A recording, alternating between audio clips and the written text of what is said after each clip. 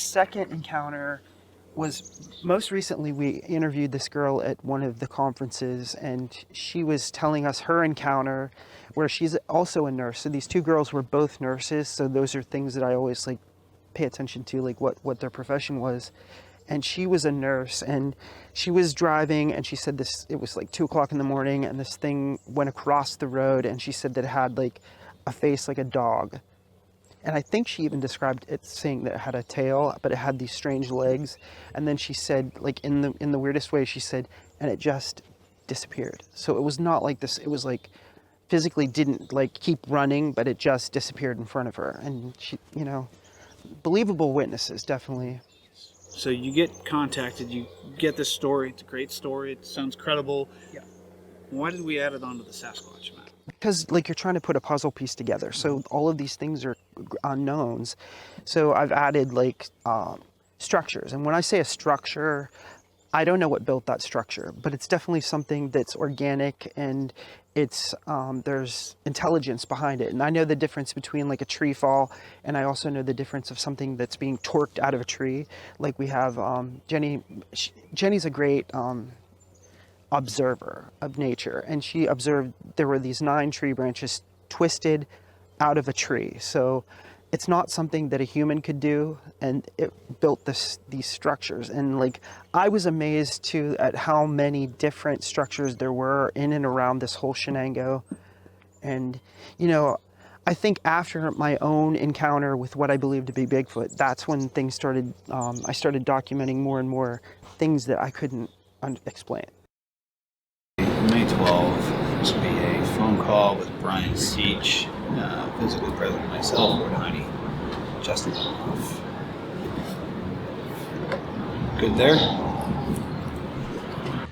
Hey, so Heather kind of gave us your name as like an investigator who's kind of looked into the Dogman werewolf thing, kind of a local area expert in the Pennsylvania area.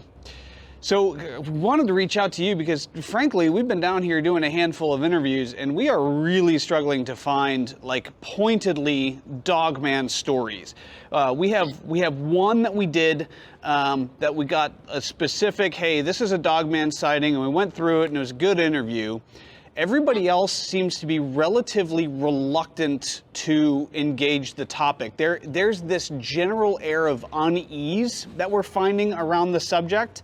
So I was wondering if you could give us kind of a historical take of the area that we're in. We're in Greenville right now. We're over in Clark. But if you can give us just like your historical perspective, what you've seen in and around Shenango, and anywhere else nearby that you think is worth looking at. As far as the Shenango Valley werewolf, yes, people up there are really reluctant to speak about it.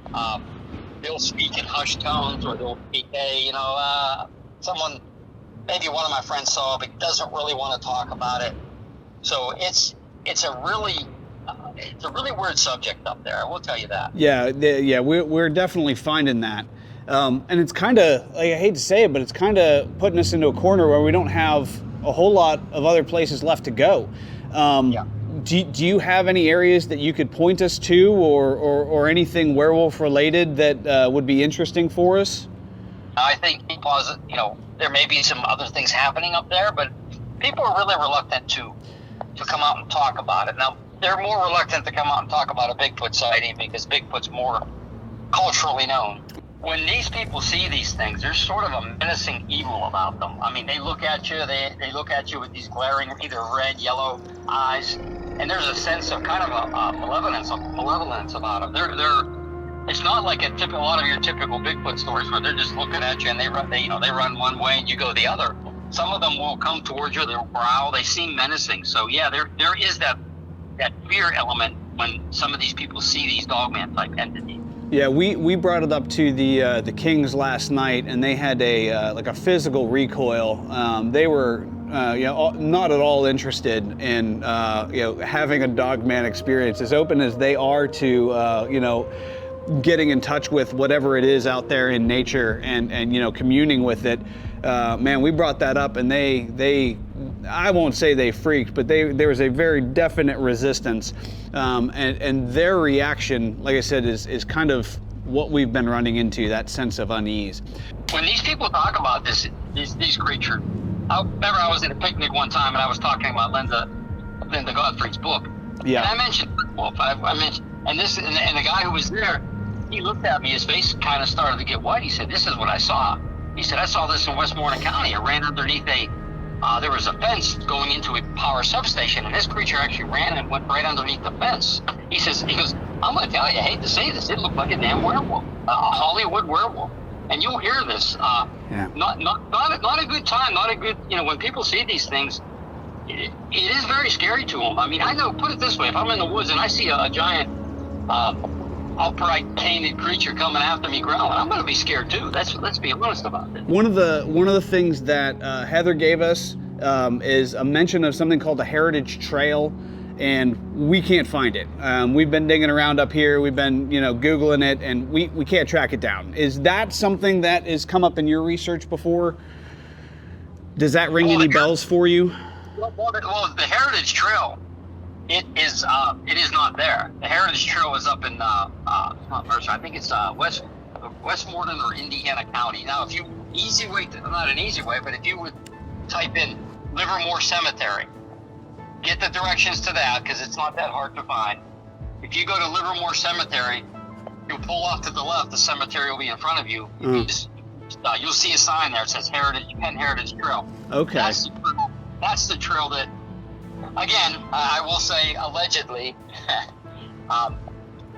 we've heard, and I want to say rumors, maybe, you guys kind of know how that goes, of a alleged werewolf cult there.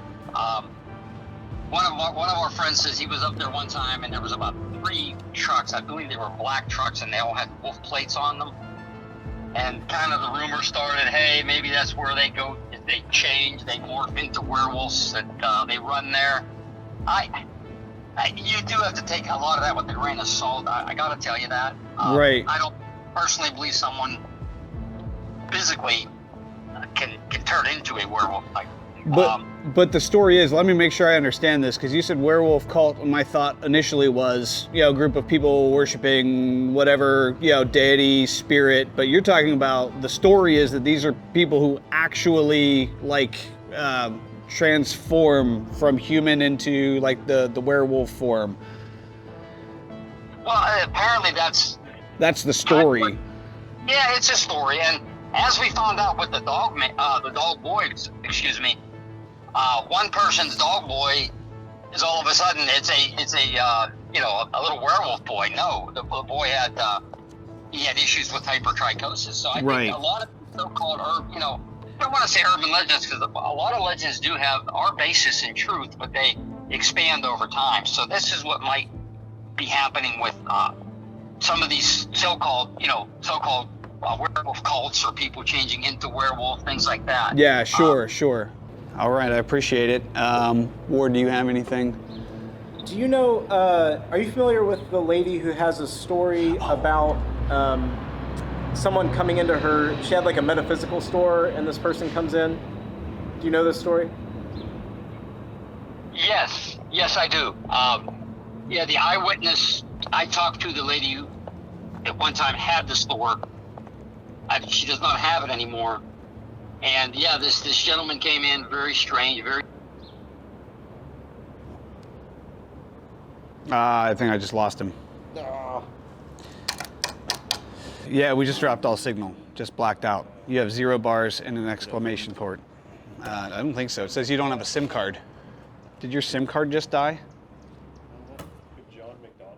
Hello? Hey, Brian, Chad Christy. Hey, something happened there. I don't know what happened. Ward's phone just took a crap. It just died. Okay. So we were talking about... We're not supposed to talk about this, right? Yeah. But you were getting ready to talk about the story about the lady with the metaphysical store? Yes. Well, basically, just what I know about that is this one...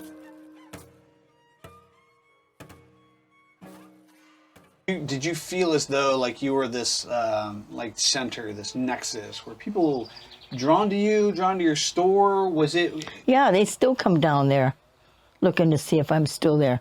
They came in from other states and everything. Yeah. Yeah. Just for the store out front, the Magical Man. Yeah. Okay. Any customers of interest? Anything of note? Anything weird? That all of them. any more than the others? Any interesting stories? Yes. Okay. Werewolf.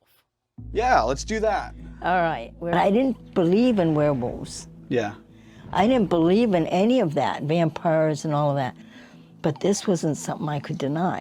He came into the store and he said, "Can I talk to you about something?" I said, "Okay." And I'm thinking, I don't know this guy, you know. And he came over and he didn't know how to tell me this stuff, but he said, "I'm afraid." First he said he was afraid. And I was afraid of what? He said, "Can we keep this confidential, you know?"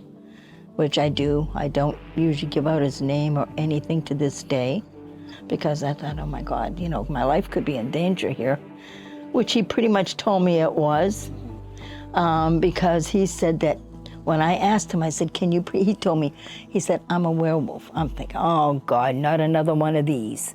I ended up with someone one time that came to me from the Board of Mental Health, and that one almost killed me. So how was this claim different? Very different. He started talking about he had met somebody, and that's what he was doing here. He'd come from California. And here, she had a daughter. They were supposed to get married and all of this. Everything was going good, you know, but he said, "I'm starting to get those bad feelings back." I said, "What bad feelings?" And he said, "Well, the werewolf feelings." I'm thinking, oh my God, this is getting worse.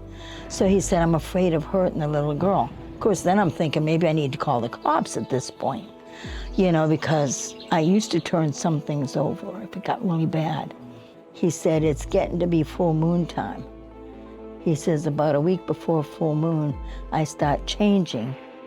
He said, and of course I had 50 million questions to ask him because I didn't believe him in the first place. He said, "I start changing." He said, "And then on full moon, I have to go off somewhere." He says, "I have to go off before that." And she doesn't even know where I go. I said, "How did you become one?" And he said, "It's my father." He said it was passed down through the males, which I didn't know any of this, nothing. And he said his father was dead, you know, when he came in to see me. He was from a group of werewolf in California, a pack. We referred to them as the pack. And they was actually after him at that point because they didn't want him telling anybody or being anywhere, because other people would be a threat to the pack. And they said they would kill him if he didn't come back. So he was threatened by them. He was afraid to go back, and he was afraid not to go back. He didn't know what to do because he wanted to marry her. But he came to me because he was afraid of hurting the little girl. He said, "What am I gonna do with the full moon coming and everything?" It's getting to the point where he said, "Last month I got myself out of it. This time I don't know what to do." because they were getting closer. You know, and he was expected to be with the little girl more and take care of her. And he didn't know how, he says, how am I going to get away and all of this stuff? Well, he managed to. He managed to. That time, he came back in the following week, and he said to me, I said, how'd things go? And he says, well, he says, I took off. He says, I actually woke up beside a dead rabbit. He said, I didn't have anything on. I was out in the woods, and I was beside a dead rabbit, half eaten. He said that he was worried about this group coming after him, the pack coming back after him from California, that his life might be in danger. Yeah. You also said that because you were talking with him, your life might be in danger. Yes, because I said, I don't believe you. I came right out and said, I don't believe anything you're telling me. I said, do you have any proof? And that's when he said, I do. He said, but unfortunately, you would die. Because I would change. He said, to show you what I am, it would be you seeing me and I would kill you. So he was worried about harm that he would do to you, not Yes. necessarily somebody else. Right. Okay. I took a group of people into where I knew where he worked. He worked in the Walmart. And I said, his face is changing, because I'd seen him that day. I said, you guys got to see this. So, and they said, how are we going to see that? Well, I could tell you some of the people that were involved in, going there. And so we ended up going to Walmart, and here he was working there, and I said, he's going to get suspicious. And I said, well, really what we have to do is just, walk up this, because we needed some batteries anyway, for the cameras and all. So we started walking up, and says, when I see him, I'll just say hi to him and everything. He was growing more hair here. His eyebrows were getting thicker. Now, your eyebrows don't get thicker in 1 day or 2 days. They don't all of a sudden get bushy like that and you become like a little unibrow thing going on. His face was changing and his chin was getting pointier. Now, your features aren't going to change like that. So I thought, okay, I'm imagining this. So I had them come into the store and I said, now one of them had seen him before. And I said, does he look different to you? He says, yeah, he does look different. And he did look different. He was born into that, and so were the ones he was connected with. But there are ones out there you have to watch out for because, like when I went to a place, I don't want to say that one, I've told you about that one. There was even license plates on the back of the vehicles that said werewolf on it. And there's people running around right now doing wicked things, and you have to be afraid of those. So we were talking to Brian earlier, and he named a location and kind of intimated this story a little bit. If I say the name, can you confirm it for me?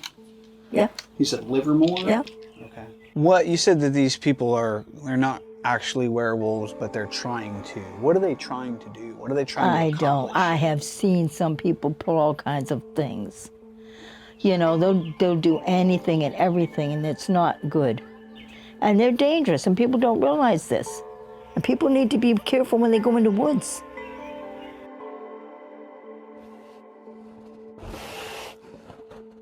I just lost 10 years of my life. Oh, but it was worth it. I'm looking at it right there. Let's try that. Dolores and Brian had piqued my curiosity. I wanted to see Livermore Cemetery and walk the Heritage Trail. With these stories of actual shapeshifters and cult worship, I was hopeful we'd stumble across some evidence, or experience some strangeness for ourselves. What we found was a peaceful hike through beautiful country, a decommissioned rail line that ended in a barred-off tunnel. Discuss let's see the bars. Bars are back. Yeah. Like a really long tunnel. Yeah. I mean, there's no marking, there's a little bit of, but it looks like a long walk into nothing. Portal's bad. Portal. This is this is 1-inch angle iron. I mean, there's a bar, an entire bar missing. That's easier to do than bending it. You see that up there? That's what we're saying. I'm saying. You don't think somebody climbed all the way up that But like, why? Actually, it looks like someone had an angle grinder up there and cut the. I don't know why you would cut at the top though. Yeah. Yeah. I mean, look, if a werewolf cult is going underground to perform transmogrification. Yeah. I mean, it's right here. We're right here. Yeah, no, I'm game. Let's try it.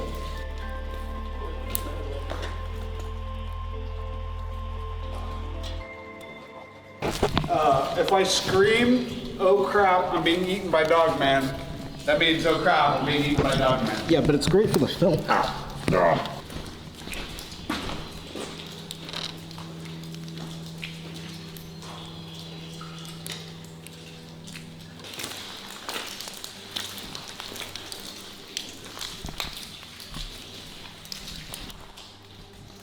Dog prints, like actual dog prints. Let me see. Wait. Right here. Is that your shoe? No, it's far too small for my shoe. Hmm. So. Okay. Okay. And the canine family? Yeah. Like.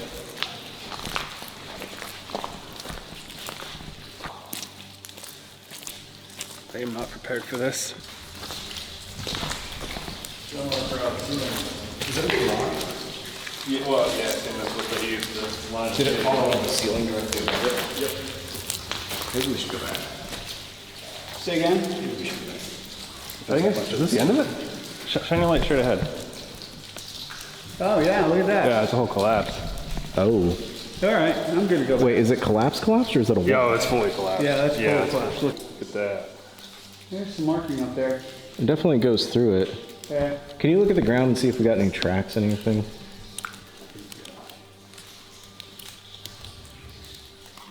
Can you make a Dogman track for us?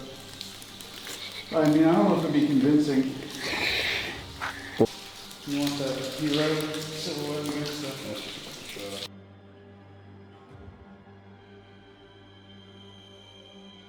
After an uneventful night on the Heritage Trail, we received word that another werewolf witness had agreed to speak with us. I didn't have high hopes. I had no expectation that this ordinary middle American family would give me exactly what I'd been asking for. Yeah, I mean, I tell people, like, if they ask about it or whatever, but he's more, I don't want anybody to know because I sound crazy. So, I guess generally speaking, we can start with, if you guys don't mind, just kind of walk me through your event, through your day. What were you guys, where were you coming from? What were you doing? Give me the lead up to it, and then we'll get into the meat of it. So actually it was like when we first started dating, I had stayed here the night before and he was driving me to the place I was living on Mule Street. How far back was this? This was in May of 17. Okay. Actually about the middle of May. So it was like spring, summer, start of summer.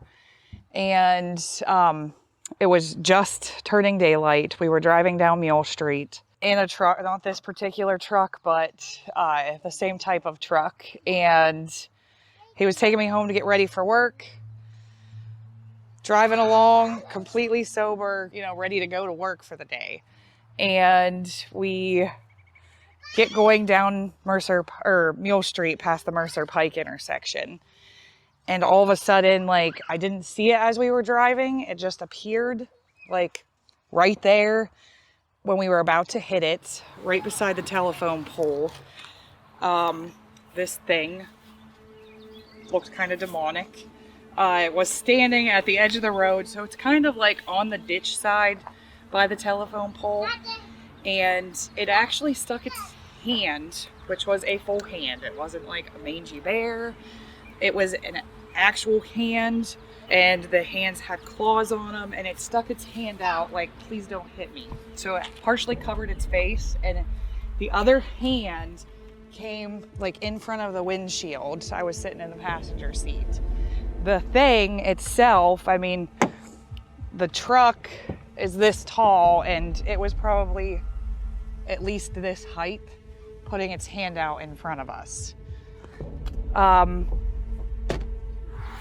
me pause you because that's, I think, a really good place for it. So you said it's got these giant hands, it's got these claws, yes, kind of off the fingers, and it's covering up its face. What of its face did you see?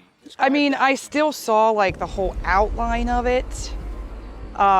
It definitely had the backwards knee like a dog. It was, if I can word it, saying it looked scrawny, but it was very muscular. And its skin was kind of a gray leather. It, you know, talking about a mangy bear, it was kind of mangy looking, only on the head and like the top part of its back. It definitely had more of an elongated face. I didn't like vividly see or remember the eyes, the teeth, anything like that, because like I said, it kind of put the other hand up to protect itself, I think. You used the word demonic. Yes. What brought that to mind? I mean, it looked unworldly. It didn't look like it belonged in this world. I never seen anything like it. It was ugly, scary looking. So, at that point, I was kind of like, what was that?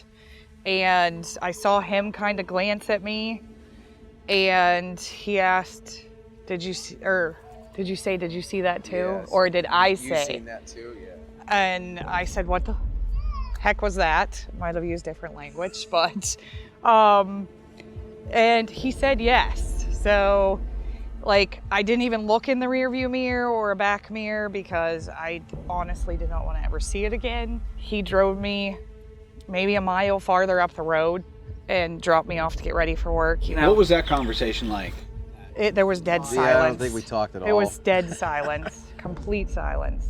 I got yelled at for not staying. I was while like, she you got didn't ready walk and me left." into the house. You didn't wait for me to get ready. What if that thing came to my house and killed me, ate me, whatever? So yeah, he dropped me off. I went in, and that was all I could think about. He went to go back home, and then that's when he actually seen it again. So when I left, was on my way home. Now it was on the same side of the road again, but we're looking at a very large field. I would say probably, I bet it's 500 plus deep yards, and width-wise is probably a good 300 plus. Good size. I mean, it's a big field, yeah. So as I'm driving by, I just kind of like scan and watch him. By this time, it's a little bit more light. So like I said, we were at that stage of day. So I'm looking and I see it kind of middle of field. So right after where I seen it, there's a crossroads. So I hit the brakes, whip in, turn around, back out, come up.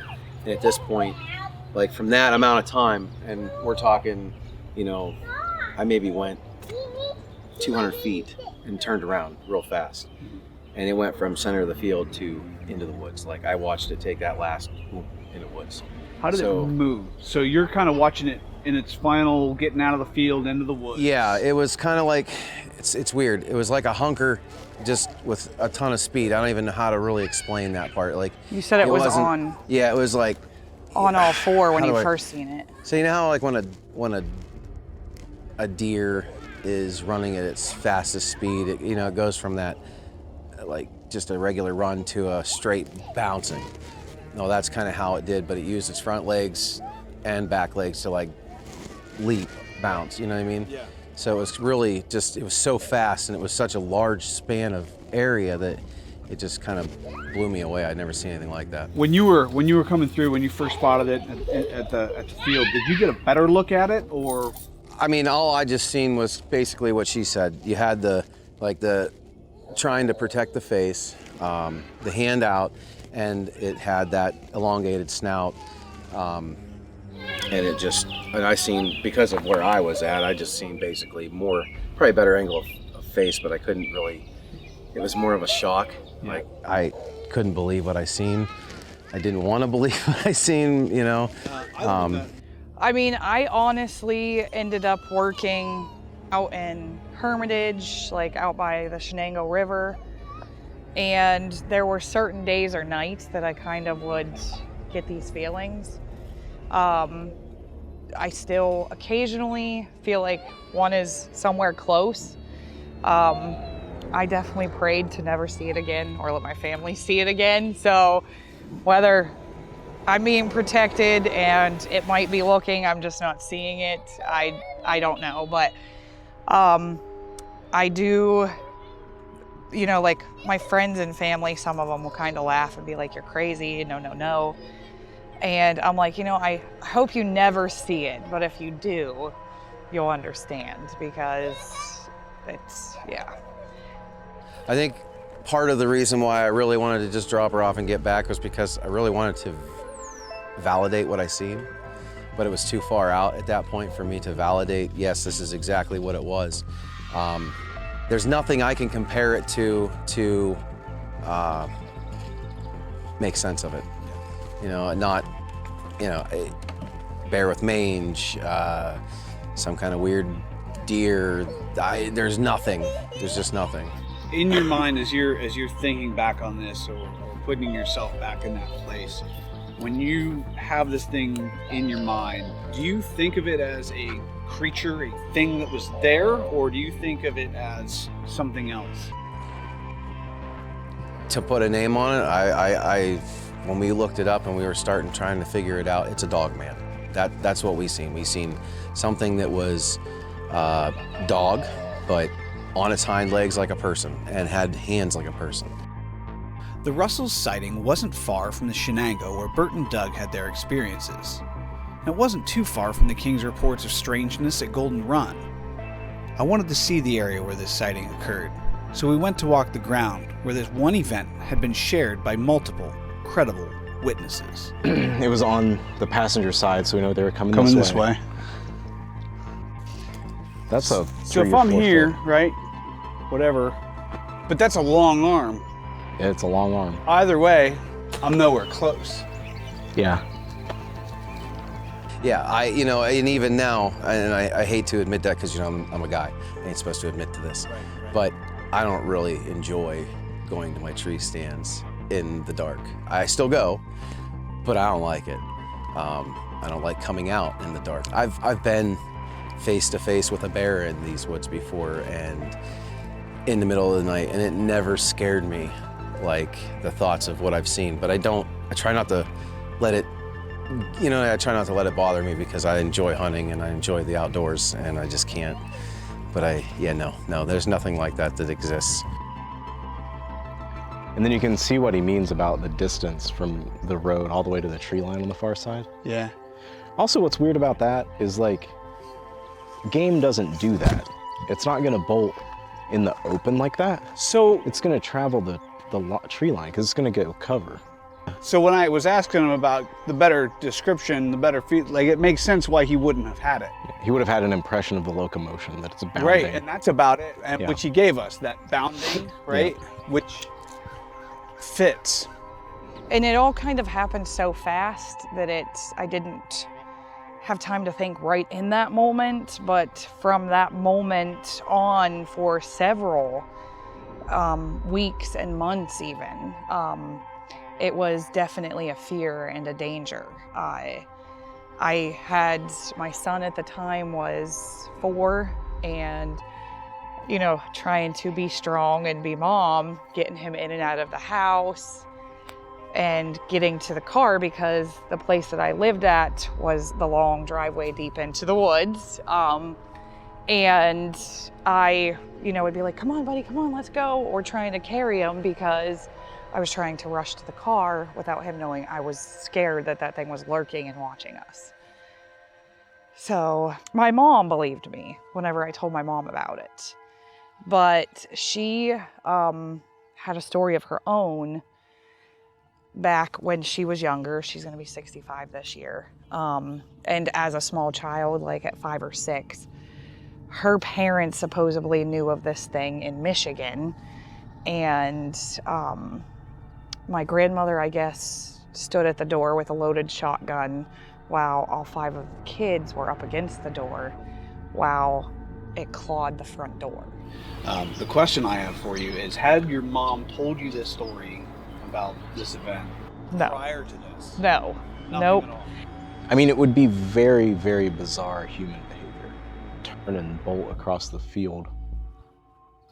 And so he got down, he said about 200 feet, 200 yards. They were coming this way when they saw it. Right. So he drops her off He's and coming she's back this yeah, way. Yeah, yeah. So he got past it, turned around. By the time he got back, it was already... Like, basically entering the woodline, right? Which would be really hard for a human to do. That'd be a very fast human being. Like I said, I try not to let it get to me. I've definitely prayed over it.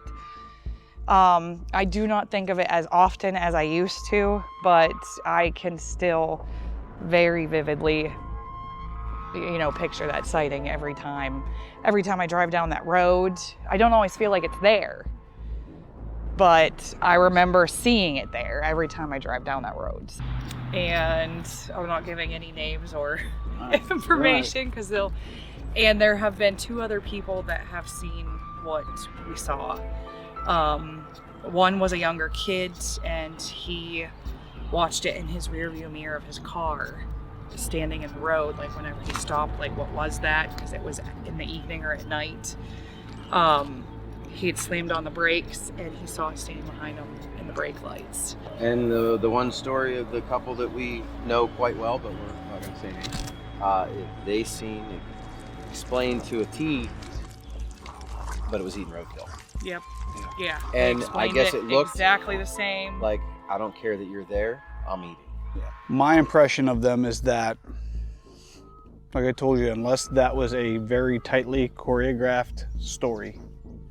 Yeah. The interplay back and forth, like it felt natural. He had one experience, she had another. They were similar but different. There are not as many off-ramps on this one because they don't seem like they're lying. No. It doesn't seem like plausible human behavior, setting aside the physicality of crossing and reaching out. Right. Dude, that's big. Yeah. And that's the feeling that people get. So some of the stories are, you know, it's been put in my head, like, I'm going to kill you. Like, you need to get out of here. People have heard these things speak. They've heard. So, yeah, I'm glad you guys didn't have that. I mean, You know I what I think mean? I Like, might have had some you're mental going. illness, you know, issues if I would have seen it much longer or it spoke to me. Yeah. I don't think I would have ever been able to not think about it. We decided to spend our last night in the Moraine State Forest, where Doug had been nearly paralyzed with fear, where the Kings had identified other high strangeness. Just like Shenango and Livermore, Moraine had been intentionally flooded, displacing both the living and the dead from their resting places. There were unmistakable historical similarities amongst these regions that I couldn't ignore. I wanted to see the cemetery, to walk in Doug's footsteps, to pass through this reportedly haunted region where entities could sometimes slip between worlds. So, Livermore Cemetery, that place had been moved, right? The bodies had been moved, at least the headstones, right? That's what that guy said, at least the headstones were moved. No, that was Jenny. Shenango, did they move a cemetery? Jamie and Jenny told us about they had displaced dead there. Right. This Snyder Cemetery tonight, I'm not sure if that was displaced or that was there, but again, when that was put there, it's pretty much like right at the water's edge now. And it's near where Doug had his... Correct, yeah. I still don't know what to call it, experience, I guess. Yeah. It's funny because Godfrey spent a lot of time talking about the Dogman's connection to waters, whether it's where rivers come together or bends in or how they travel along water. And now here we are looking for Dogman and we find 3 areas intentionally flooded. Yeah. We were pointed to another one of those weird arrow things, right? Toward Moraine and Snyder Cemetery. Oh, yes. Yeah. Yes. Okay. Okay, so Cliff Barrickman, one of the coolest Sasquatch photos that he's still studying came out of Moraine. But I think at that Schneider Cemetery is, it was a Swiss family, so the Schneider Cemetery is very haunted, and it's got like a brick wall around it, and I think it's basically just maybe 12 graves, I'm not sure, but we've been there before, and yeah, we've had EVPs, so EVPs there. Jamie talked about as well, like he's gotten reports out of this area, like lots of high strangeness stuff. I think there was a winged portals and stuff. Yeah, right. That was the thing that. Yeah, that's right. And when you think about Godfrey, where she's talking about doorways or portals that the natives believes that these things travel through. Yeah. And I mean, that's a ubiquitous storyline. That's Crowley thought the Adena had opened portals, and you get a lot of this weird activity around those areas. And the thing with, Pennsylvania is it doesn't seem like the mountains slowed down industry very much. So they just plowed right through them. Right. And the same kind of thing with all the flooded areas. Who knows how many, displaced dead there are in these sites that were set up with all of this intention on them as sacred ritual space to allow things to come through. Like, you don't know what's under your feet, I guess. Yeah. But I mean, like, I'm going to say it again, like Pennsylvania, this western part of New York, Ohio, and West Virginia have really high strangeness. Like if people on the West Coast were to hear some of the stuff that happens here, there is a difference. And there's a difference too with like people on the West Coast with their research or Bigfoot observations, whatever you want to call it. I don't even really have a name for it. They're a little more physical, but because I think the East Coast, we have all of these like weirdly spiritual, and I don't think the people are different. Maybe the way we think is a little different, but there's something about east of the Mississippi. There is something. That's how I roll. As long as you get the shot. Sacrifice life and live before to get the shot. I think we all know we're not outrunning the Dogman. Like, if he's gonna get you, he's gonna get you.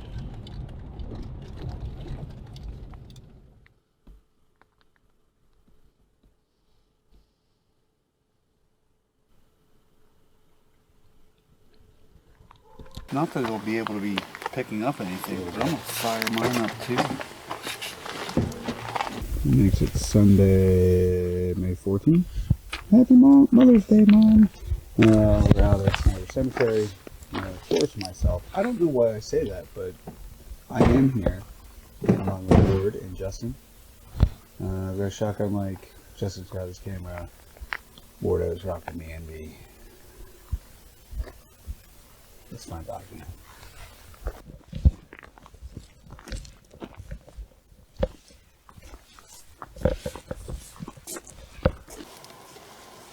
Just listen for a minute and see what.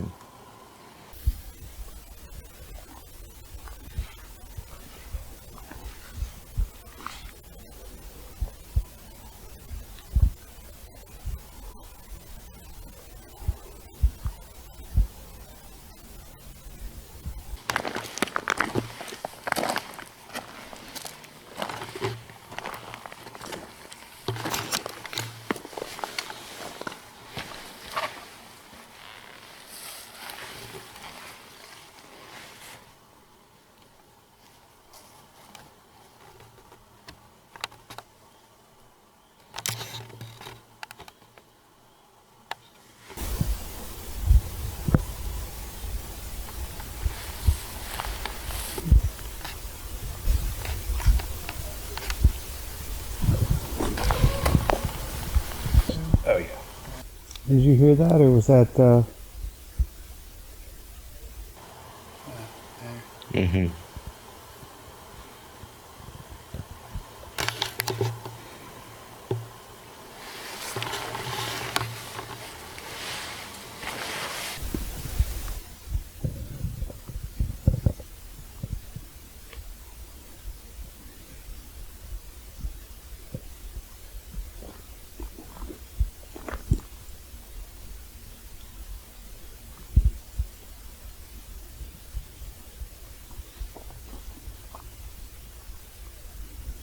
No. Yeah. It is colder, right? It's quiet. Yeah. Like there's no spring peepers or anything. Maybe far distance. Also, it's a lot. Like, yeah, it's cold. Still, that's what I say. Every time I'm back here, it's cold. It's still. Yeah.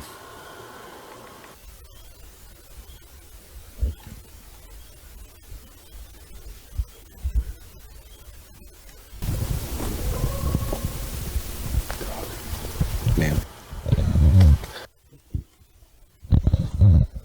It's It is. It's really cold.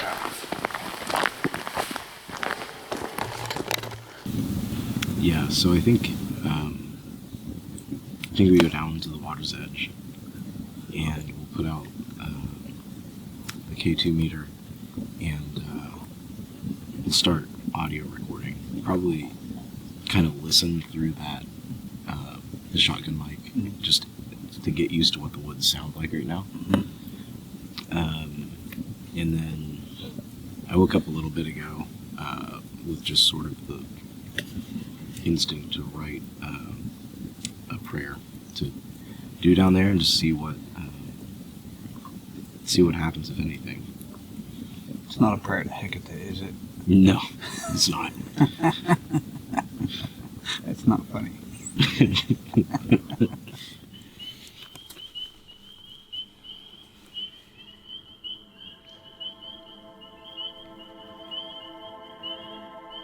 Our Father in heaven, you are the source and giver of life and every good gift, which are all we know, taste, touch, feel, smell, and see. In you, all mysteries of the universe cohere, and all that brings us wonder is held together in perfect clarity and unity, without contradiction. Though we've rebelled against your rightful rule, and no sinful man could stand in your presence, you have condescended to reconcile man to yourself by means of a sacrifice, pouring out the cup of your just punishment on another, even your only begotten Son, Jesus the Christ. In his death we are reckoned dead, and in his resurrection we know that he has drunk the cup of your wrath down to the dregs, with none left over for us. Now we as men enter boldly, raised up so high above our station to walk into your very throne room. We gather here tonight, led to this place in this moment by your providential hand. We do not seek to know out of our place or ahead of our time or to see beyond our ordained limits, but because you've made the world a strange and vibrant place, where meaning is inescapably woven into the harmony of existence, and the seen world is but a dim reflection of the unseen, we do seek to exhibit your glory and the authority you've given to Christ, all authority, heaven and on earth and under the earth. All creatures in all realms tremble at his voice, the very voice that you say commands your angelic hosts concerning us. We humbly ask now that if it be your will, we capture or document some evidence of a presence or intelligence here, a creature, physical or not, that it would be ushered forth by the authority of your command and the work of your angels. Allow us to capture whatever serves the story that you sent us to tell. In the name of Jesus and for the cause of his kingdom we pray. Amen.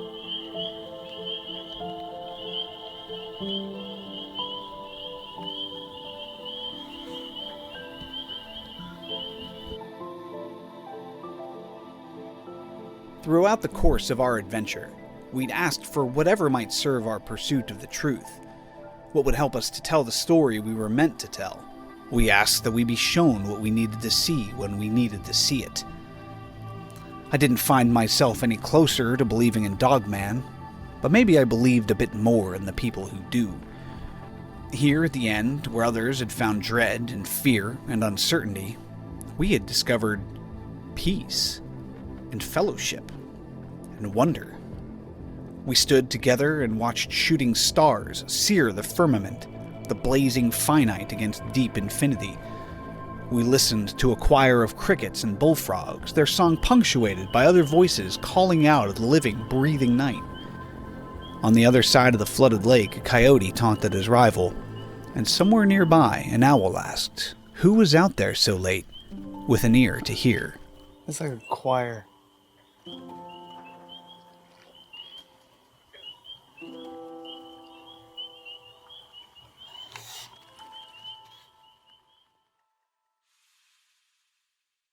If you could rewrite that ending, how would you change it? Go full director mode in the comments.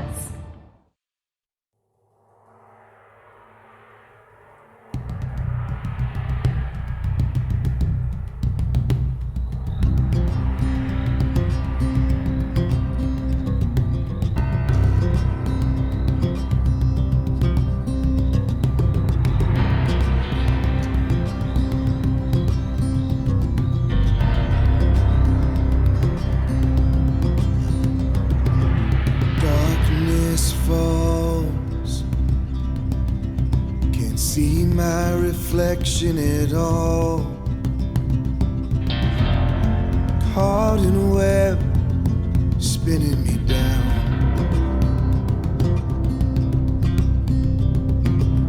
Heartbreak calls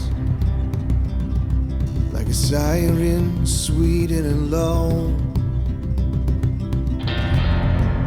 Honey to my lips, a suckle and I drown.